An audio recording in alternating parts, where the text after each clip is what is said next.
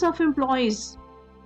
अब late arrival of employ किसी work scenario के अंदर, वर्क सिचुएशन में, किसी भी वर्क प्लेस के ऊपर एम्प्लॉयज का लेट अराइवल क्या होता है, एक बहुत बड़ा प्रॉब्लम होता है। To reach somewhere in funeral in a time without personal vehicle on a busy road. तो ऐसी तमाम सिचुएशंस जिनके अंदर हमें कोई भी काम करने के लिए मसाइल दरपेश हों, जिनकी बेसिक नॉलेज सेट ना हो हमारे पास, उन तमाम सिचुएशंस को प्रॉब्लम कहा जाए।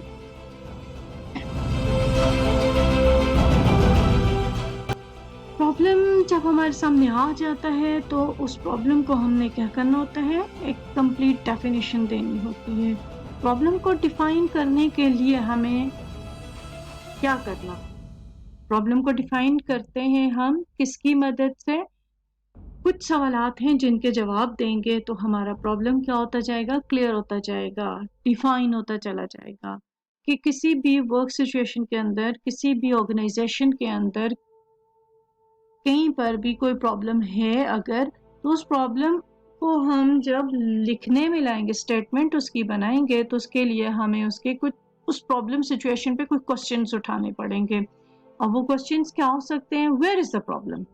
अब हमारे पास ओवरऑल एक ऑर्गेनाइजेशन है, उस ऑर्गेनाइजेशन के अंदर डिफरेंट डिपार्टमेंट्स काम करते हैं, डिफरेंट एम्प्लॉयज काम करते हैं, तो वहां पर हमने एग्जैक्ट पिन पॉइंट करना होता है वेयर इज द प्रॉब्लम, किस डिपार्टमेंट का प्रॉब्लम है, who are facing that problem. एक डिपार्टमेंट के अंदर भी बहुत से लोग काम करते हैं, लेकिन कौन लोग हैं जिनको ये मसाइल पेश आ रहे हैं, व्हाई इज दैट प्रॉब्लम, उस वजह को ढूंढेंगे कि वो प्रॉब्लम क्यों हो रहा है, और what is the problem, basically problem है क्या है, और हाउ दैट प्रॉब्लम अकर्स, कितनी फ्रीक्वेंसी के साथ होता है, कब हुआ है, when that problem occurs, by whom that problem is identified। तो ये तमाम क्वेश्चंस हैं जिनको आंसर करने के बाद हमारे पास एक प्रॉब्लम डेफिनेशन क्या हो जाती है, कंप्लीट हो जाती है। और ये प्रॉब्लम डेफिनेशन उस ऑर्गेनाइजेशन के तमाम लोग मिलके करते हैं, या उसके सिलेक्टेड नंबर ऑफ एम्प्लॉयज़ हैं जिनको ये प्रॉब्लम दरपेश है, तो वो मिलकर अपनी उस प्रॉब्लम को आइडेंटिफाई करके एक प्रॉपर डेफिनेशन देते हैं। इसी तरह हमारे घर के अंदर भी कोई प्रॉब्लम्स आते हैं, हमारी पर्सनल लाइफ में भी प्रॉब्लम्स आते हैं, तो हम मिलकर उसकी प्रॉपर डेफिनेशन लिख लेते हैं। और ये प्रॉपर डेफिनेशन जो होती है क्यों ज़रूरी होती है?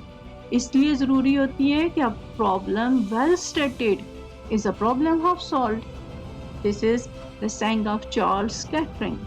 And Charles Kettering is a very genius American inventor, engineer, businessman, and the most importantly, he is the holder of 186 patent rights.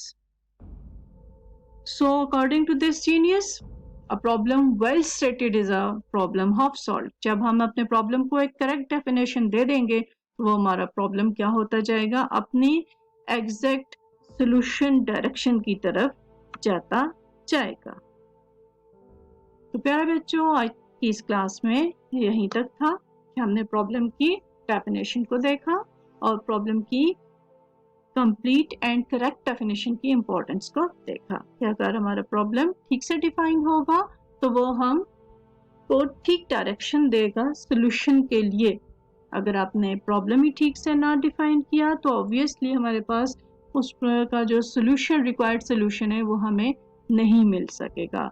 इसके बाद नेक्स्ट लेक्चर में हम देखेंगे कि हमने एनालाइज कैसे करना है उस प्रॉब्लम को, कि उसकी रूट कॉजेज एंड रीजंस जो हैं वो हमारे सामने आ जाए, ताकि हमारा सॉल्यूशन जो है वो ज़्यादा जल्दी हमें मिल सके और एक्यूरेट हमें मिल सके। और उसके दौरान एनालिसिस की स्टेज पे हम कौन कौन सी टेक्निक्स अपनाएंगे, ये तमाम डिटेल इंशाल्लाह हम अपने नेक्स्ट लेक्चर में करेंगे।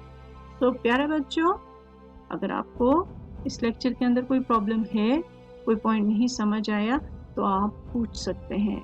आई एम योर टीचर सैनाबारा over here. Okay, thank you, अल्लाह हाफ़िज़।